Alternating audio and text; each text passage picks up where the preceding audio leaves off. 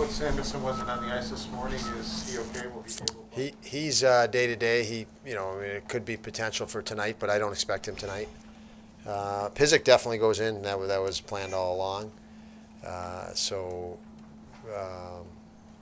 In all likelihood, we'll have the 6 we had out there.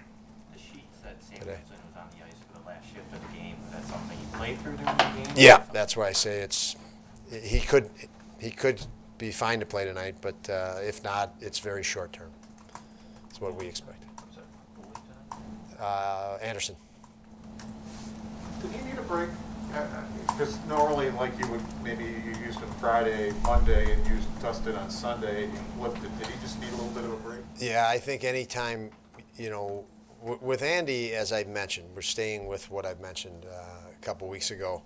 He's been our number one, and when he's ready to go, and we feel he's ready to go, and we've given him enough, time in between games, that he'll go in there. So, yeah, I don't know specifically. I'm just telling you that's how we process it. So, you're asking me something can't quite recall days in between and rest period, but for him it's a lot of work to rest ratio. Yeah, he had played on Wednesday, and then he had a game Friday, Sunday, Monday. Yeah. He went Dustin Friday, Monday, and Andy. Yeah, you're asking me to go back too many days. Way too many days. And you know what? I don't have any idea what day of the week we played games, so now you're really messing with me. Well, you're going to hate this question because I'm asking you to go back a year. Yeah, year might be easier. A year might be easier. Yeah. A year yesterday, you were finishing up an 18-game losing streak. Geez, thanks for that, John. Well, there's a bright side to this. Yeah. Isn't there?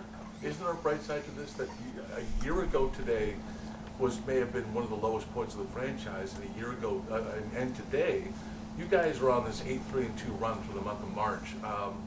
Can you reflect on just what has transpired? I know it's a big question, but just is there some sense of, I'm not sure, validation, or do you see, can we finally see the light at the end of the tunnel here, given where this team was a year ago? Yeah, I mean, you bring up where we were a year ago today, and we were in that string of 18 without a win, and I remember really well, because it's still on my phone, is a text message from Kyle Okposo. We blew a 3-0 lead, I think, home against Philly, and he sent me a message, I'll paraphrase, that we're going to get a win tomorrow, or I don't know if we had a day off in between. Yeah, it was day off. Yeah, and so maybe it was the next day, and he said, we will win. And he said a few other nice things for me as a coach that you'd love to hear, that, the room felt it, the belief system had changed, the confidence was there. And I've always talked about, you have to be confident before you win. If your confidence is coming from wins, the bottom's going to fall out. And so that message to me from, my experience coaching was a great one, to hear a player that's our leader text me, and we just not won in 18 games, say, we have all the confidence in the world. It's going to happen, pretty much guarantee tomorrow. And that message will stick with me forever, because it's you're trying to get that belief system. And the guys that that ownership, that clarity that they know how to win and what they're executing, and they just gave up 3 goals, but they're not overwhelmed by it. It's not a mystery. Like, they can see right through that to what they need to do. And so that moment was really big behind the scenes, what transpired there, because it was a whole shift in a belief system. So for me as a coach at that point, it was like, our guys got this. We're going to go the right direction from here forward. Do you think that this run here reflects maybe an overall mentality towards that they now have the confidence to overcome a 4-0 deficit as they did against Chicago, and just what they've done over this month, that it's become a collective belief? Yeah. What'd you say in the middle of there, John? Do we believe? This to me doesn't feel. I mean, no, but what Okposo said in his text seems to now reflect what that room. Well, here's what I do think. We don't feel like we're on a string. Okay. I don't feel like we're on a string. I feel that we're healthier than we've been at any point in the last 4 months, since the very first couple games of the year. I mean, like I said, we looked at the board and we had 10, 11 guys in the board that weren't in the lineup.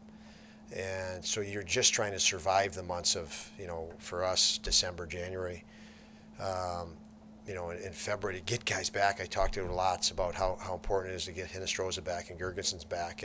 And we're seeing that difference now. And, Samuelsson had that injury at the start of the year. I mean, we missed Samuelsson. And I think everybody's starting to realize what I mean when I said that earlier in the year. So we're healthy. And I don't think of it in strings at all because we can't afford to ride any ups and downs anyway. You can't ride the up, can't ride the down. And I think the other night, even after the game, our guys weren't hysterical. It was like, yeah, we got our job done, and we were down 4-0. It was ugly. We knew we needed to get back in this game. There were 40 minutes left, and we had a vision of what we needed to do, and we executed, and it worked out. And now we got the next game to move on to. And I like that mentality. And I'm sure that there was a celebration, but it was subdued to the point of, we just need to do these things. These things need to get done. Sorry to prolong this, folks, but I just one follow-up. The process of getting to that point of having that feeling that we were not panicking and we can do this. Did that take a long time? Yeah, you piece that together.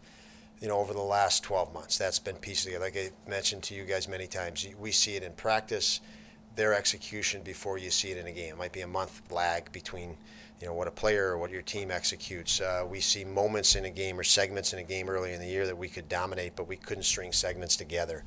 And that's ongoing, and that's, it's a quest for every team in the league. We're no different in that regard, but we have a capacity to grow individually and collectively like teams don't, and it's just, that's a fact. I mean, you look at just the power plays, for the top teams in the league, those guys have played together for years and years and years.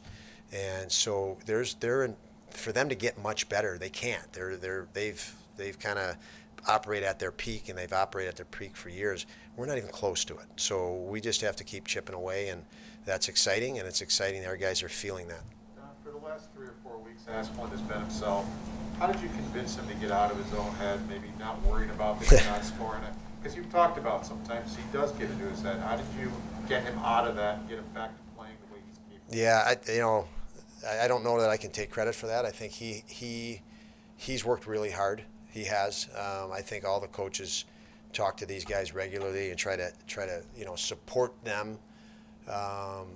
Getting back to their game or getting to their game. And again, I think it's helped that everybody has been, we've been stronger as a team around him, as we have been stronger around our goalies and stronger around our defensive zone, because we have, we're getting healthier, and that helps everybody get to their game easier, better.